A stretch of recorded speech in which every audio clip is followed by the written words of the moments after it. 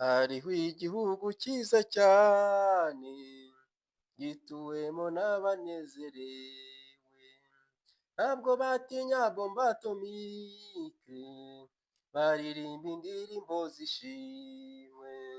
Mbese uzaba uriyo mu iteraniro ry'abera b'Imana, twishimye birenze urugero. Mbese uzaba uriyo ubwo tuzaririmba indirimbo nshya zo kumushima Umukiza iminsi yose. Ibyaho byose ni byiza cyane, hari uburuhukiro bw'ukuri, nta magambo ateye isoni abayo, nta n'imfubyi zihakubitirwa. Mbese uzaba uriyo mu iteraniro ry'abera b'Imana, twishimye birenze urugero. Mbese uzaba uriyo ubwo tuzaririmba indirimbo nshya zo kumushima Umukiza iminsi yose. Icyo gihugu si nk'icyo mu isi, kuko ibyaho byose bitunganye. Bene data, icyo nifuza ni iki, kuzababonayo muririmba. Mbese uzaba uriyo mu iteraniro ry'abera b'Imana, twishimye birenze urugero.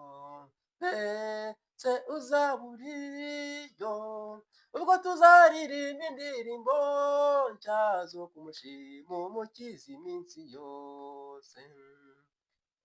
Mbese ni ikiguzi kidutanga kwinjira muri uwo murwa mwiza, nta kiguzi na kimwe twatanga, Yesu yishyuriye igorogota. Mbese uzaba uriyo mu iteraniro ry'abera b'Imana, twishimye birenze urugero. Mbese uzaba uriyo ubwo tuzaririmba indirimbo nshya zo kumushima Umukiza iminsi yose. Inshuti za Haleluya Amina TV, mbifurije umugisha w'Imana. Abadukurikiye mwese, Imana ibahe umugisha. Abatugezeho bwa mbere mwese, namwe Imana ibahe umugisha. Turabasaba rero, ndabasaba ko mwakora subscribe kugira ngo uko tuzajya dukora video tukayishyira ku murongo wa YouTube kuri channel yitwa Haleluya Amina TV 1 ijye ihita ibageraho. Intego zacu rero ni ukuganira ku ijambo ry'Imana. Intego yacu ni guhugurana muri urugendo rujya mu gihugu cyo mu ijuru, kubera ko agakiza karatwegereye kurusha igihe twizereye. Kandi Yesu yaravuze ngo nimubona kuze mubona ujya munsi wegera, namwe mujye murarama musenge Imana, muganire ku ijambo ry'Imana, mukore ibintu byinshi bitandukanye byo gukiranuka kugira ngo dukomeze gutunganya ubugingo bwacu. Birashoboka rero ko unkurikiranye urwaye, Yesu Kristo uko yari ari ejo n'umunsi niko kiri, aragukiza. Wenda uri kwa muganga, wenda urarwaje, yizerera umurwayi wawe, umusengere, Imana ibasha kumukorera igitangaza agakira. Birashoboka se ko waba unkurikiranye uri mu kagare, nawe Yesu arakuzi, kandi mu ijuru ntabwo uzagerayo ufite uri mu kagare, ahubwo uzagerayo umubiri wawe wose uwufite. Birashoboka se ko waba unkurikiranye ukumva ijambo ry'Imana, nyirinzu yagusohoye mu nzu, nyirinzu yagusohoye mu nzu cyo kumwishyura, cyangwa se ideni runaka. Yesu ni umwami wa bose, abasha kwishyurira abantu amadeni. Icyo usabwa ni ukwizera no gukiranuka, kuko ijambo ry'Imana riratubwira ngo mubanze mushake ubwami bw'Imana no gukiranuka kwayo, ibindi byose muzabyongererwa. Nk'uko bisanzwe rero, amazina yanjye nitwa Hitimana Disimasi. Ntangiye mbaririmbira kano karirimbo, mbaririmbira ino ndirimbo yo ya 74 mu ndirimbo z'agakiza, ivuga ngo hari igihugu cyiza cyane gituwe n'abanezerewe, abo ngabo ntabwo batinya bombe atomike. Hari ikindi gihugu tuzabamo, yego, ubu turi mu gihugu cyacu cy'u Rwanda tukirimo, ariko igihe kizagera tukivemo abizeye Kristo, igihe kizagera impanda ivuge cyangwa se nitavuga urupfu ruraza, urupfu rubaho, tukimuka tukajya mu bundi buzima, umubiri bakawushyingura mu gitaka, ariko umwuka tuvugisha wo ujya ku Mana. Uwo mwuka tuvugisha rero ni nawe utegereje urubanza rwiza cyangwa se urubanza rubi. Icyo nabibutsa cyo ni uko itorero ry'Imana, ndavuga abantu bizeye Kristo nk'umukiza wabo akabacungura, abo ntabwo bazacirwa urubanza na gato, ahubwo bo impanda izavuga bahite bigira mu ijuru, bajye icyo bazakorerwa cyokoze bazapimirwa imirimo bakoze mu ino si. Hari imirimo wenda mu gihe kiri imbere tuzaganira no ku mirimo abantu bazahemberwa iyo ariyo, mu minsi iri imbere tuzayiganiraho. Ikindi tangazo nabaha ni uko hari ikiganiro nyuma yo kumva ijambo ry'Imana tugenda twumva cyangwa tuzanakomeza, hari ikindi kiganiro ngiye kubategurira cyitwa ishuri ryacu. Ishuri ryacu rero ni ikiganiro tuzaga twigiramo ibintu bitandukanye, ibyateza umuntu imbere, ibyamwungura. Nawe kandi uhawe ikaze kuri uyu muyoboro, ufite icyo washaka waza tukakwakira, ukaganiriza abanyarwanda, ukaganiriza abakristo, ukabagira inama haba mu ijambo ry'Imana, haba mu mirimo y'iterambere, haba uko umuntu ashobora gukora imishinga ye yamuteza imbere. Ibyo ni bimwe mu biganiro tuzaga twigira mu kiganiro cyitwa ishuri ryacu. Uyu munsi rero tugiye kuganira ijambo ry'Imana, turarebera hamwe ibintu bitandatu muri byinshi tuzabona tugeze mu bwami bwo mu ijuru. Imana rero ikomeze ibahe umugisha, Imana ikomeze ibakomeze, mukomeze mufashe ivugabutumwa, twigisha abatarakizwa, abantu batarakira Kristo nk'umukiza wabo, tubigishe, tubahugure, natwe kandi twumviramo, twumva ijambo ry'Imana, kugira ngo tuzarebe ko hari n'umwe warokoka ubusambanyi, hari n'umwe warokoka ubujura, hari n'umwe warokoka ubusinzi, hari n'umwe warokoka ubugome n'ibindi byaha bitandukanye, kuko ni itegeko twasigiwe na Yesu. Yaravuze ngo mugende mwigishe amahanga yose. Dufite amahirwe rero yo kwigisha amahanga yose, kuko iri koranabuhanga bigera ku isi hose. Imana ibintu byose bibaho Imana ibizi. Ibintu byose bibaho Imana ibizi. Ikindi cya kabiri, ushobora no kutabona n'akanya kujya mu rusengero, ushobora kutabona n'akanya utajya aho basenga, ariko iri koranabuhanga aba ari ijambo ry'Imana. Gusa ujye ubigendamo neza, kuko muri amaresitora yose ntabwo ariko abantu bayarira. Mujye muba maso, mumenye aho mukwiriye kurira, kuko hariho uruvangitiranye, harimo ibitavuga Imana, harimo ibitemera Imana, harimo ibiyobya abantu, ariko ukwiriye kumva ijambo ry'Imana ryahumetswe n'Imana, ririmo Kristo Yesu, ririmo Imana Data, ririmo Umwuka Wera. Imana ishimwe. Tugiye kurebera hamwe rero ibintu bitandatu nako tuzabona tugeze mu gihugu cyo mu ijuru, turi buze gusoma mu ijambo ry'Imana. Tugiye gusoma, tubanze dusenga Imana. Mana yacu, Mana igira neza, Mana ishobora byose, Mana idukunda, Mana itajya ibura uko igenza, Mana iki inzira aho zitari. Turasenze kugira ngo Umwuka Wera agumanye natwe, kandi ibyanditswe byacu tugiye kurambura uze inyuma yabyo, ubishyigikire, uze nyuma y'ijambo ryawe usohoze icyo waritumye. Tubisabye twizeye ko ubikoze, mu izina rya Yesu Kristo tubisenze, amen.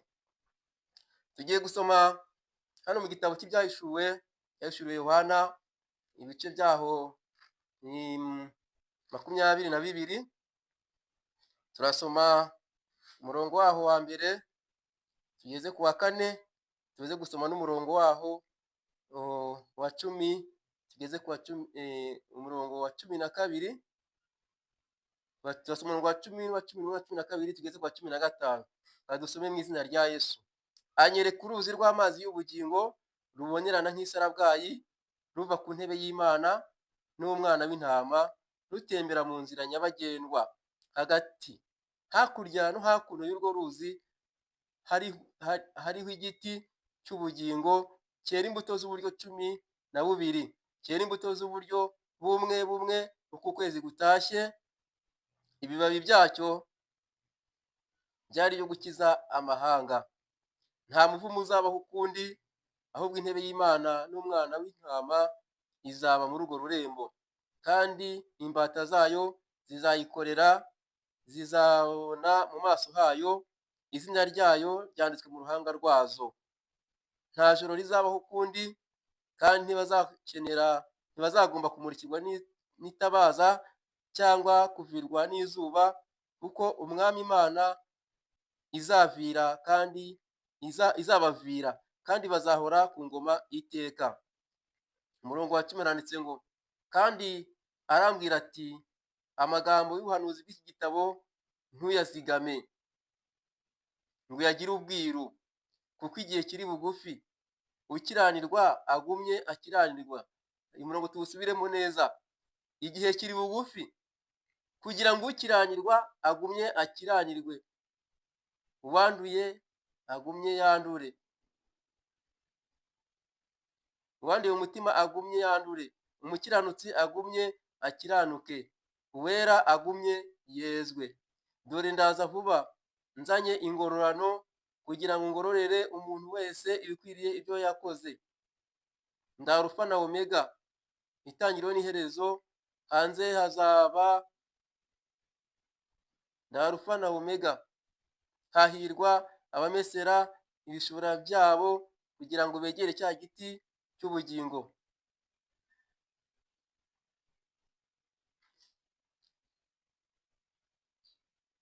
Imana itugirire neza. Katwongereho n'uyu murongo wa 15, ngo hanze hazaba imbwa, abarozi, abasambanyi, abicanyi, n'abasenga ibishushanyo, cyangwa umuntu wese ukunda kubeshya akabikora. Hanze hazaba imbwa, abarozi, abasambanyi, abicanyi, abasenga ibishushanyo, n'umuntu wese ukunda kubeshya kandi akabikora.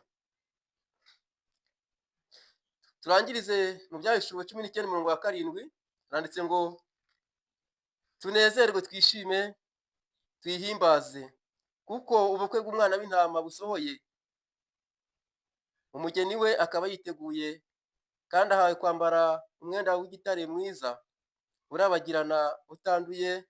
Uwo mwenda w'igitare mwiza ni imirimo yo gukiranuka y'abera. Amen. Nshuti bakunzi ba Haleluya Amina TV kandi nshuti z'Imana, tubonye amagambo hano meza avuga ku bijyanye n'igihugu cyo mu ijuru, uburyo abantu bafashe Yohana bakamujyana mu kirwa kumujugunyayo, bazi ko bagiye kumwica kugira ngo inyamaswa zizamurye cyangwa se ubundi burwayi bumwice, kuko igihugu cyabo bari barimo nticyari cyemerera ko abasaza bicwa. Ariko kuko yavugaga Imana, avuga Yesu, nawe bashaka icyo bamukorera, bajya inama yo kumujugunya mu kirwa kugira ngo azabashe gupfirayo. Ariko nubwo babikoze gutyo, Imana yari ifite umugambi kuri Yohana, imufiteho umugambi, ifite intego, ifite ishaka kujya kumwereka. Niyo mpamvu nkubwira ngo ibikubaho ntugacike igikuba. Ibikubaho Imana ibibizi, ibibazo bikugeraho Imana ibizi, uburwayi bukugeraho Imana ibizi, ubukene bukugeraho Imana ibizi, abantu bakakwambura Imana ibizi, ugapfusha abawe Imana ibizi. Ikintu cyose kibaho hari impamvu yacyo. Niko Yohana byamugendekeye, bajya kumujugunya mu kirwa bazi ko bagiye kumuta, ariko Imana yari izi ko igiye kumukoresha, yari igiye kumwishurira ibizaba ku matorero 7. Haleluya.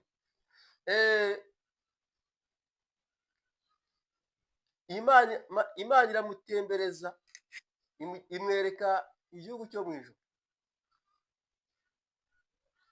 Nshuti bene data,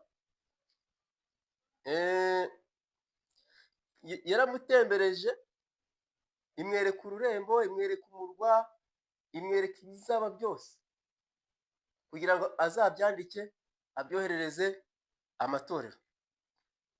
Hano mu bice 22 nk'uko twahasomye, twabonye amwereka uruzi rw'amazi y'ubugingo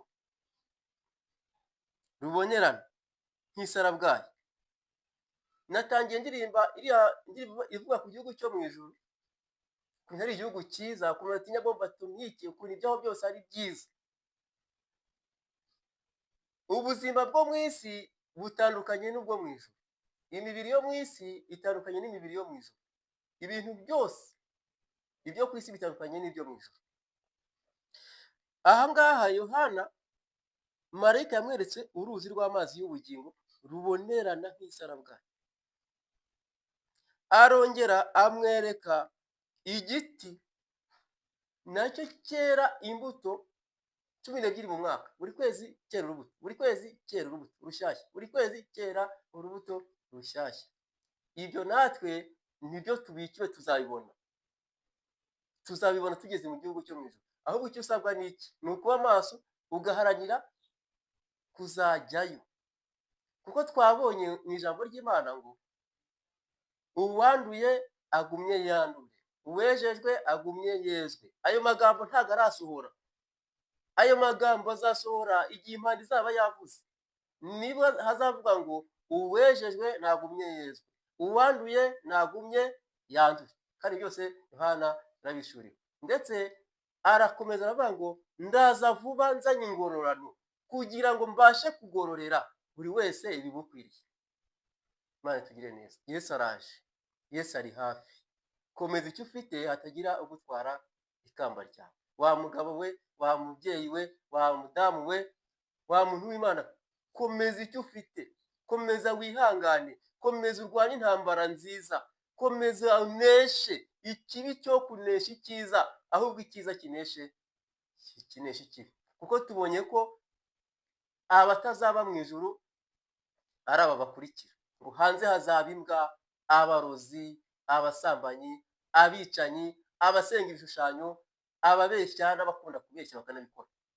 Abo ngabo umugabane wabo ni ukurimbuka. Ariko tubonye n'ari magambo meza atubwira ngo tunezerwe, twishime, twihimbaze, kuko ubukwe bw'umwana w'intama busohoye, kandi umugeni we akaba yiteguye, kandi akaba ahawe kwambara umwenda mwiza w'igitare, kandi uwo mwenda mwiza w'igitare, bene data, ni imirimo yo gukiranuka y'abera.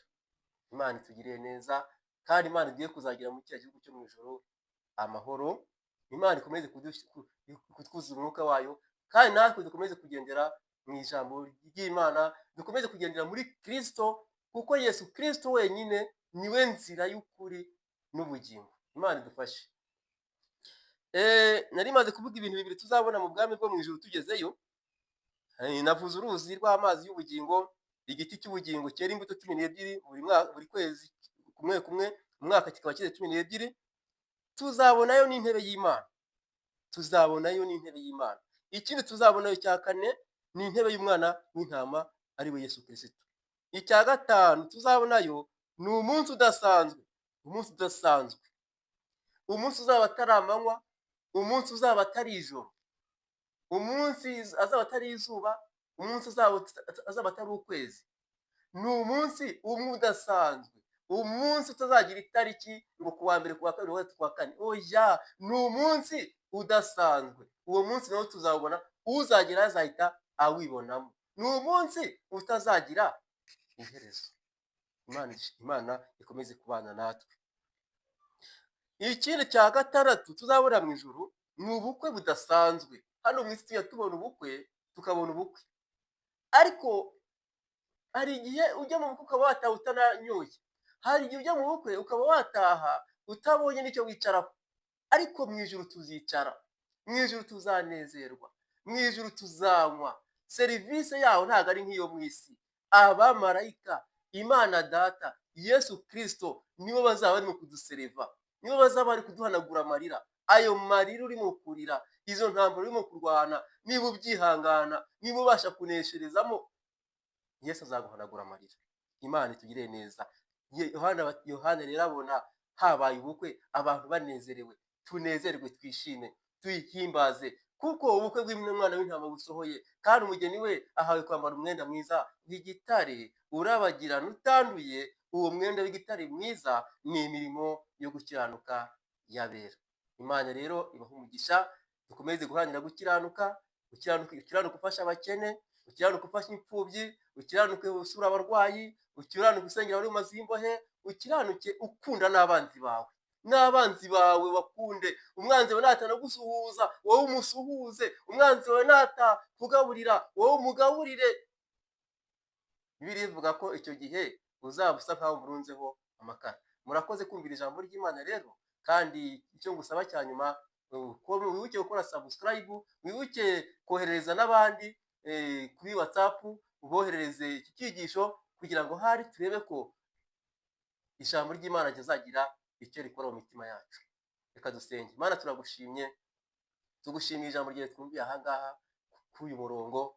Ndasenze kugira ngo abantu ntibarifate nk'aho ari ikinamico, abantu ntibarifate nk'aho ari ugushaka izindi nyungu, ahubwo abantu barifate nk'iribazana kuri Kristo.